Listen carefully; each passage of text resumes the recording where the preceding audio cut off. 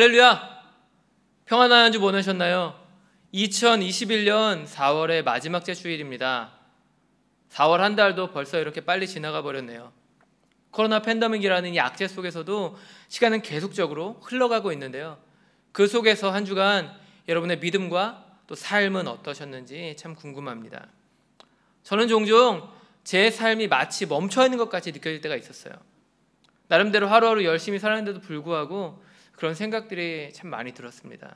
이유가 뭐였을까요? 아마도 눈앞에 놓인 이 문제들에만 제가 매몰되어 있었기 때문이 아니었나라는 생각이 들었어요. 코로나라는 암울한 현실로 인해서 무언가 눈에 보이고 또 손에 잡히는 일들, 그런 것들이 없다 보니까 때로는 조금 마음이 답답하고 또 우울하기도 하고 또 짜증이 났던 순간들도 참 많았던 것 같습니다. 혹시 여러분도 그러지 않으셨나요? 시간은 계속 흘러가고 있죠. 우리 나이도 한 살 한 살 계속 먹어가고 있습니다. 그런데 이 코로나라는 현실에 막혀서 눈에 보이는 성과를 이뤄내지 못했다라는 그런 자책감, 답답함들이 우리를 둘러쌀 때가 있어요. 아마 여러분도 그런 순간들이 한 번쯤은 다 있었을 거라는 생각이 듭니다. 그래서 저는 오늘 여러분과 함께 인생의 목적이 무엇인가라는 그러한 주제를 가지고 함께 말씀을 나눠보려고 합니다. 특별히 요한복음 2장 13절에서 22절까지의 말씀을 가지고 십자가를 통해 배우는 인생의 목적이라는 주제로 말씀을 나누려고 해요. 간절히 바라기는 이 말씀이 삶의 이유와 목적을 잃어버린 우리 모두를 일으켜 세우는 말씀이 되기를 소원합니다. 그걸 통해 예수님이 맡기신 거룩한 삶, 또 승리를 이뤄내는 그런 삶을 사는 저와 여러분이 되시기를 예수님의 이름으로 축복합니다. 이 시간 그것을 기대하며 함께 오늘 본문 말씀을 합독하시겠습니다. 13절입니다. 유대 사람들의 유월절이 가까워져서 예수께서 예루살렘으로 올라가셨다. 그는 성전뜰에서 소와 양과 비둘기를 파는 사람들과 돈 바꾸어 주는 사람들이 앉아 있는 것을 보시고 노끈으로 채찍을 만들어 양과 소와 함께 그들을 모두 성전에서 내쫓으시고 돈 바꾸어 주는 사람들의 돈을 쏟아버리시고 상을 둘러 엎으셨다. 비둘기 파는 사람들에게는 이것을 걷어치워라. 내 아버지의 집을 장사하는 집으로 만들지 말아라 하고 말씀하셨다. 제자들은 주님의 집을 생각하는 열정이 나를 삼킬 것이다 하고 기록한 성경 말씀을 기억하였다. 유대 사람들이 예수께 물었다. 당신이 이런 일을 하다니 무슨 표징을 우리에게 보여주겠소? 예수께서 그들에게 말씀하셨다. 이 성전을 허물어라. 그러면 내가 사흘 만에 다시 세우겠다. 그러자 유대 사람들이 말하였다. 이 성전을 짓는 데에 46해나 걸렸는데 이것을 사흘 만에 세우겠다고요?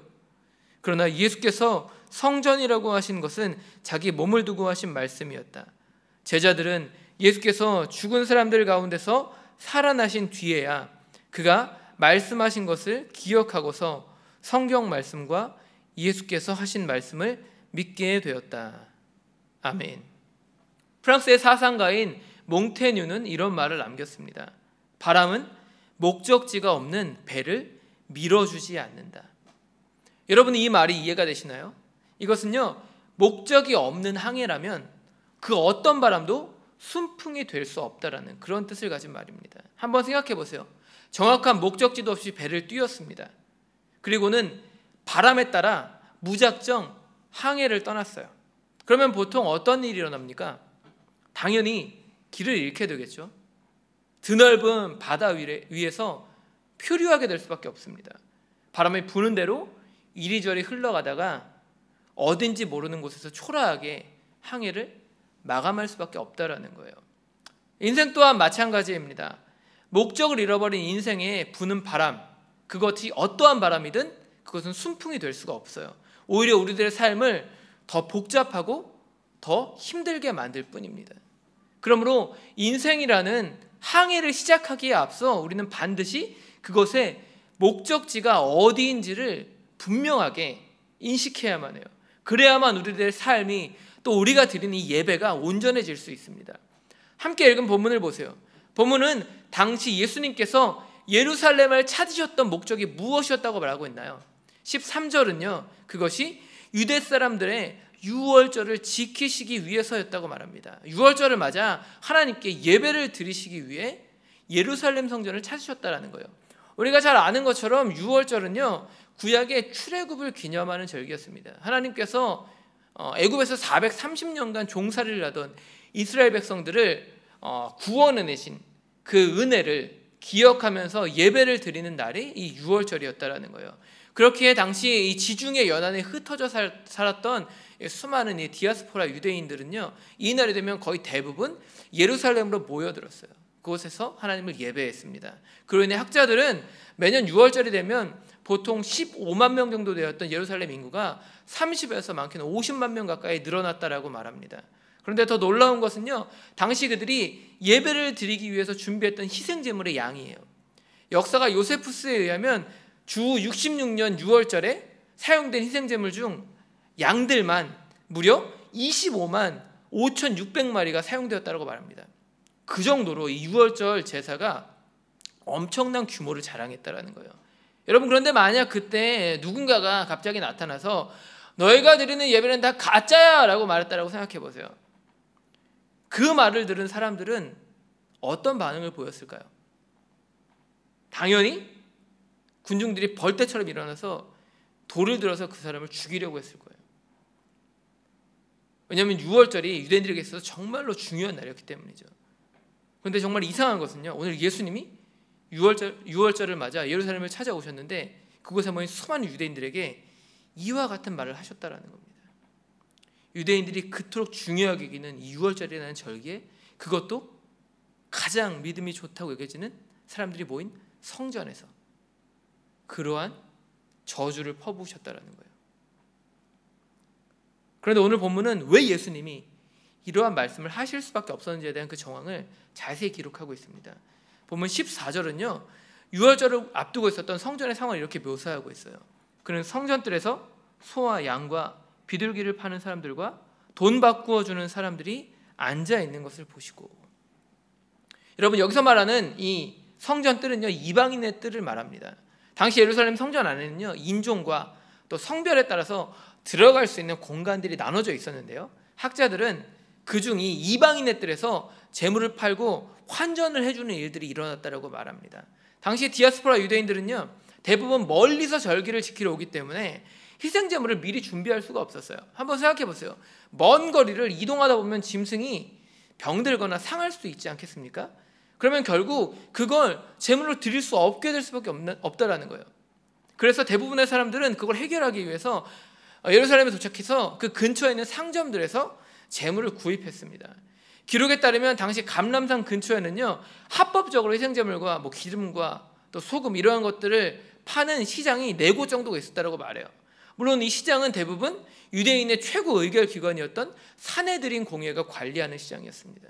그런데 지금 이방인의 뜰에 만들어진 이 시장은요, 그것들과는 아무런 상관이 없는 곳이었어요. 그것이 주 30년경에 대제사장이었던 가야바가 자신의 돈벌이를 위해서 개인적으로 만든 시장이었기 때문입니다. 역사에 따르면 당시 가야바는 주 18년경에 로마의 총독에게 돈을 주고 매수해서 대제사장직을 돈으로 샀다라고 말하고 있어요. 당시 로마는 유대인들을 쉽게 통치하기 위해서 자신들의 입맛에 맞는 제사장을 세웠습니다.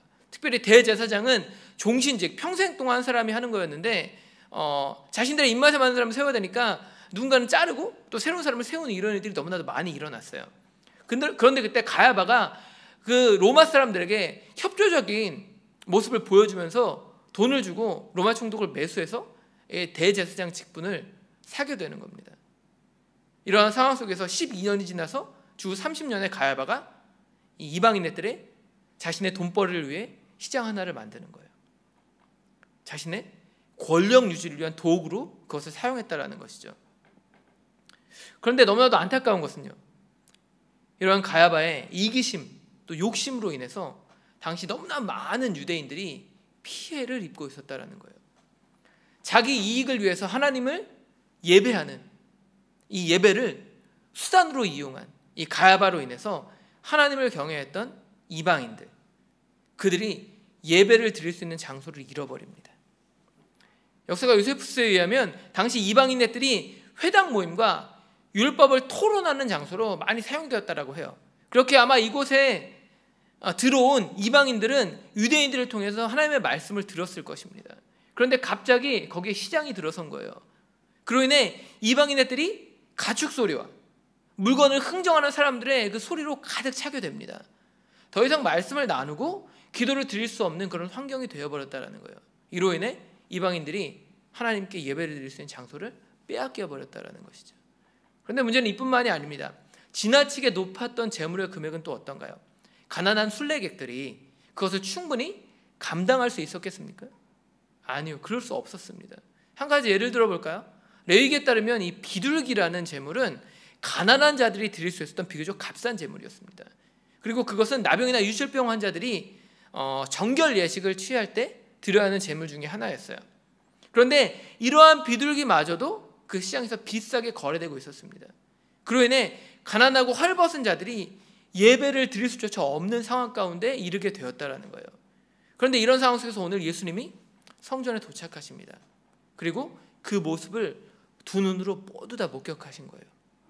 그런데 이때 예수님이 어떻게 행동하십니까? 15절은요, 이때 예수님이 노끈으로 채찍을 만들어 양과 소와 함께 그들을 모두 성전에서 내쫓으시고 돈 바꾸어 주는 사람들의 돈을 쏟아버리시고 상을 둘러 엎으셨다라고 말합니다. 예수님의 눈에 비친 그들의 모습은요, 분명히 정상이 아니었어요. 그들은 예배를 잘못된 목적을 갖고 준비하고 있었습니다. 예배를 자신들의 이익을 위한 수단으로 이용하고 있었어요. 그것으로 무고한 사람들이 희생시키고 있었습니다. 그런데 그걸 보고도 어떻게 예수님이 가만히 계실 수 있었겠어요? 예수님은 동일한 본문인 마가복음 11장 17절을 통해 그들에게 이렇게 말씀하십니다. 기록한 바 내 집은 만민이 기도하는 집이라고 불릴 것이다 하지 않았느냐? 그런데 너희는 그곳을 강도의 소굴로 만들어버렸다. 예수님의 눈에 비친 예루살렘 성전은 더 이상 만민이 기도하는 집이 아니었어요. 이방인들이 예배를 드릴 수 있는 장소를 빼앗겨버렸기 때문이죠. 그곳은 이미 강도의 소굴로 변해버려 있었습니다. 그런데 오늘 성경은요, 이것이 비단 그들만의 문제는 아니라고 말하는 것 같아요. 자칫 잘못하면 우리도 충분히 그렇게 될 수 있다는 겁니다. 우리들의 삶도, 우리가 드리는 예배도 그렇게 강도의 소굴처럼 변해버릴 수 있다는 거예요. 물론 우리들 중 예배 자리에 나와서 실제적인 장사를 하는 사람은 아무도 없습니다. 그러나 예배를 수단으로 이용하는 것은 얼마든지 가능해요. 인생의 목적이 단순히 돈과 명예 그리고 권력을 얻는 것에 있다라면 우리가 드리는 예배, 우리의 신앙도 언제나 기복주의적인 형태로 변질될 수 있다는 거예요. 그런데 문제는요, 그로 인해 예수 그리스도의 몸된 교회가, 그리고 그 교회의 각 지체된 우리들이 교회의 기능을 하지 못하게 될 수도 있다는 겁니다. 그로 인해 우리 손으로 만민이 기도하는 집이니 하나님의 성전을, 교회 자체를 무너뜨릴 수도 있다는 거예요. 여러분, 하나님은요, 여러분 각자를 가난하고 헐벗은 자들을 안아줄 수 있는 그런 교회로 부르셨습니다. 이방인의 뜰과 같이 나와 다른 누군가를 안아주고 그들에게 복음을 전하고 그들에게 하나님의 사랑을 전할 수 있는 그런 교회로 우리를 세우셨다는 거예요. 그런데 만약 우리들이 그러한 복음의 가치를 추구하지 않고 목적을 잃어버린다면 결국 교회된 우리들의 삶 역시도 무너질 수밖에 없다는 겁니다. 예수님을 보세요. 주님은 이렇듯 방향과 목적을 잃어버린 예배를 허물어 버리십니다. 오직 나 한 사람만을 위한 예배, 그렇게 욕심으로 가득 찬 예배를 모두 무너뜨리세요. 여러분, 그런데 놀라운 것은 뭔가요? 그 일을 하시기 위해 주님이 가장 먼저 자신의 육체를 허무셨다라는 거예요. 17절을 보세요. 본문은 당시 제자들이 예수님의 행동을 목격한 뒤 이런 생각을 했다고 말합니다. 제자들은 주님의 집을 생각하는 열정이 나를 삼킬 것이다 하고 기록한 성경 말씀을 기억하였다. 여러분, 이게 무슨 말입니까? 당시 제자들이 예수님의 행동을 보고 나서 마치 죽음을 자초하는 일처럼 그것을 여겼다라는 거예요. 그들이 기억한 말씀을 보세요.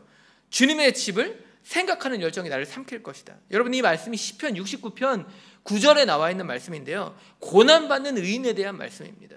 그런데 당시 제자들이 예수님의 행동을 보고 이 말씀을 기억했다라는 거예요. 온전한 예배를 향한 그 예수님의 열정이 결국 예수님을 죽음 가운데로 몰아넣을 거라는 그런 생각을 했다라는 겁니다. 근데 정말 아이러니한 건 뭐예요? 그들의 생각이 실제적으로 이루어졌다라는 겁니다. 예수님은 그들에게 실제 자신이 그런 삶을 살 것이다라고 오늘 말씀하고 계세요. 18절을 보세요. 유대인들이 예수님에게 갑자기 이런 이야기를 합니다. 당신이 이런 일을 하다니 무슨 표징을 우리에게 보여주겠어? 여러분, 무슨 말입니까? 도대체 무슨 권세로 이런 일을 하냐는 거예요. 대제사장이 만들어 놓은, 유대인 종교기관의 가장 높은 자리에 있는 대제사장이 만들어 놓은 시장을 당신이 허물 권리가 뭐가 있냐는 거예요. 당신이 선지자라도 되냐는 겁니다. 그러면서 만약 그렇다면 표징을 보여달라고 말하고 있어요. 따지고 있습니다. 그런데 이때 예수님이 그들에게 뭐라고 말씀하십니까? 19절을 보시면 예수님이 이렇게 말씀하십니다. 예수께서 그들에게 말씀하셨다. 이 성전을 허물어라. 그러면 내가 사흘 만에 다시 세우겠다. 여러분, 이게 무슨 뜻인가요? 진짜로 성전을 허물면 3일 만에 다시 세우시겠다는 겁니까? 아니요, 그런 말이 아닙니다. 21절은요, 그것이 자신의 몸을 두고 하신 말씀이었다라고 말하고 있어요. 무슨 말이에요? 예수님이 진짜 성전이시라는 거예요. 그 성전 되신 예수님이 자신을 스스로 무너뜨리시겠다고 말씀하셨다라는 겁니다. 그리고는 3일 만에 다시 일으키시겠다고 선포하고 계세요. 십자가의 죽음과 부활을 오늘 그들에게 말씀하신 것이죠. 그런데 문제는 그 말씀을 들은 유대인들의 반응입니다. 본문을 보세요. 그들은 그걸 어떻게 이해합니까? 안타깝게도 그들은 눈에 보이는 대로 이해합니다. 20절을 통해 이렇게 말하고 있어요. 이 성전을 짓는데 46해나 걸렸는데 이것을 사흘 만에 세우겠다고요? 여러분, 이 모습을 통해 알 수 있는 사실이 무엇인가요?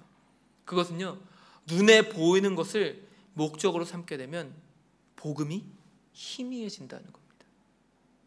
우리는 이미 성경을 통해 복음이 무엇인지를 알고 있어요. 그러나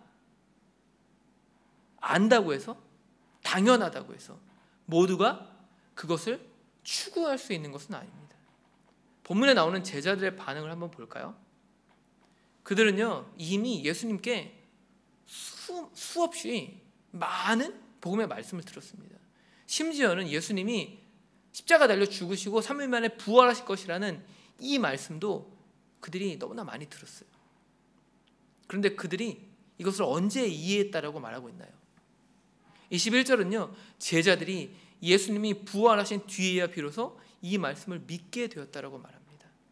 바꿔 말하면 예수님께 직접 그 복음의 진리를 들었음에도 불구하고 당시에는 그것을 전혀 이해하지 못했다라는 거예요. 여러분, 왜 이런 일이 일어났을까요? 눈에 보이는 대로 믿었기 때문입니다. 보이는 것에만 치중했고 집중했기 때문이에요. 마가복음 13장 1절을 보세요. 제자들은 예수님과 함께 예루살렘 성전에 들어가면서 그 성전을 향해 이런 말을 합니다. 선생님, 보십시오. 얼마나 굉장한 돌입니까? 얼마나 굉장한 건물들입니까? 여러분, 당시 그들이 주목한 것은 눈에 보이는 화려한 건물, 그것밖에 없었습니다. 하나님을 향한 거룩한 예배의 목적을 상실해버린 성전과 또 그곳에서 예배자로서의 삶을 상실해버린 종교인들, 그들은 전혀 눈에 들어오지 않았다는 거예요. 그 결과 복음을 들었으나 그것을 전혀 깨닫지 못하게 됩니다. 너무나도 안타까운 일이죠. 여러분, 그러므로 이제 우리는 보이는 것에만 치중했던, 보이는 것을 믿고 살았던 이전의 삶들을 다시 한번 주님 발 앞에 내려놓아야 할 줄로 믿습니다. 그걸 다 내려놓고 보이지 않는, 그러나 무엇보다 가치 있는 그 영원한 하나님의 나라를 갈망해야만 해요. 그걸 내 인생의 최고의 가치로 삼아야 한다는 겁니다. 여러분, 예수님은 목적을 잃어버린 예배를 회복시키시기 위해, 또 목적을 잃고 방황하는 우리를 구원하시기 위해 십자가 달려 죽으셨어요. 자신의 육체를 허무심으로 하나님과 화평을 이룰 수 있는 새로운 길을 열어주셨습니다. 또 유대인이나 이방인이나 그 어느 누구와도 화목할 수 있는 새로운 삶을 우리 가운데 허락해 주셨어요. 그러면 여러분, 십자가를 통해 우리가 새로운 목적을 발견해야만 합니다. 그걸 가지고 예수 그리스도의 몸된 거룩한 교회가 되어 이 땅을 살아가야만 한다라는 거예요. 여러분, 바람은 목적 없이 떠다니는 배를 밀어주지 않습니다. 마찬가지로 성령님도 목적을 잃은 삶과 예배 가운데 절대 임재하지 않으세요. 여러분, 그러므로 오늘 하루도 그걸 기억하며 영원한 천국을 추구하는 삶을 사시기 바랍니다. 그걸 통해 예수님이 허락하신 그 은혜 안에 거하는 삶, 눈에 보이는 것이 아니라 그 은혜를 붙잡고 그 은혜를 가지고 하나님과 화평을 이루는 삶, 그 화평을 우리가 있는 곳곳에 전하여서 그 복음의 빛을 드러내는 그러한 삶을 살아내는 저와 여러분이 되시기를 예수님의 이름으로 간절히 축복합니다. 기도하겠습니다. 하나님, 때로는 우리가 예배하는 목적, 우리가 살아가는 목적을 잃어버릴 때가 있습니다. 힘들고 어려운 그 삶을 바라보며 우리 예배 목적이 나의 배를 불리는 것, 그것에만 집중하게 될 때가 있습니다. 우리의 삶 또한 어렵고 힘들기 때문에 어떻게든 살아내야 하기 때문에 눈에 보이는 것, 그것만을 쫓아 살 때가 있습니다. 하나님, 그러나 그러한 목적으로 살 때, 그러한 목적을 가지고 예배할 때 우리들의 삶이 더 복잡해지고 또 누군가를 아프게 하고 누군가 분쟁할 수 있다라는 것, 하나님, 그것을 우리가 오늘 이 말씀을 통해 기억하기를 원합니다. 하나님, 우리가 예배하는, 우리가 이 땅을 밟고 살아가는, 우리가 크리스천으로 살아가는 진정한 이유와 목적은 무엇입니까? 하나님의 나라에 들어가기 위함입니다. 또 우리가 살아가는 이 땅을 하나님의 나라로 변화시키기 위함입니다. 하나님, 우리가 그것을 잊지 않게 하여 주시옵소서. 그것을 잊지 않고 보이는 것이 아니라 보이지 않는 영원한 하나님의 나라를 추구하는 그러한 삶을 살아내게 해주시고, 그러한 삶 속에서 아버지, 나의 삶의 자리가 힘들고 어려울지라도 믿음을 가지고 주님을 꽉 붙잡고 살아갈 때 하나님, 세상에 줄 수 없는 평안과 기쁨, 또 잃어버린 하나님의 비전을 다시 한번 회복하는 우리 모두가 될 수 있도록 하나님, 우리들의 삶을 붙잡으시고 인도하여 주시옵소서. 그리하여 이 모든 고통과 어려움을 다 이겨내고 하나님, 복음의 빛을 드러내는 승리의 삶을 살아낼 수 있도록, 하나님의 영광을 드러내는 능력의 삶을 살아낼 수 있도록 우리 모든 청년들을 축복하시고 인도하여 주시옵소서. 함께 하시고 인도하실 주님의 이름을 찬양하며 오늘도 살아 역사하시는 우리의 구원자 나사렛 예수 그리스도의 이름으로 감사하며 간절히 기도드렸습니다. 아멘.